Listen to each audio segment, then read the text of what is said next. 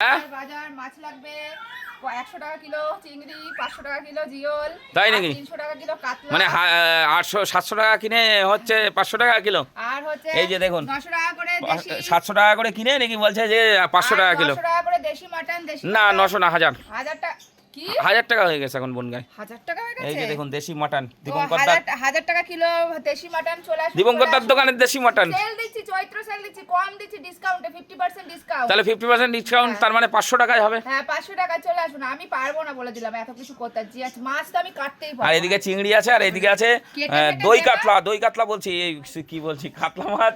মানে এটা তো কি হবে? আগের দিন বন্ধুরা আমাকে খুব অপমান করেছে যে আমি ভিডিও করি বলে সেম, ঠিক আছে? তো আজকে থেকে আমি বলে দিলাম মাছ যদি বাজার থেকে না কেটে নিয়ে আসে সেম ভিডিও আমি রান্না করবো না। মাছ কেটে নিয়ে আসতে হবে তাহলে আমি রান্না সেম করবো। ভিডিও করো, তা কি বলবো? হ্যাঁ, মাছ কেটে তোমার তো নিয়ে সেম আসতে ভিডিও হবে। ছাড়া আর কোনো ভিডিও হয় না। মাছ চিংড়ি মাছ বাজার থেকে বেছে নিয়ে আসতে হবে, ওই সব মাছ সব কাটিয়ে নিয়ে আসতে হবে। আমি পারবোই না, আজকে থেকে আমার মাছ কাটা বন্ধ। তাহলে আমি মাসিদের ডাকছি। বলে দেখুন এই যে দেশি মাটন দীপঙ্করদার দোকানের একদম, আর দেশি কি বলে এটা? দেখ, জিওল। মাছ কাটতে দেশি পারি জিওল। তাহলে হচ্ছে কি আমাকে, আমি যদি ভিডিও করতে দাও তাহলে আমি মাছ কাটবো, নাহলে কাটবো না। ঠিক আছে করো, আর কি বলবো, আর কিছু বলার নেই আমার।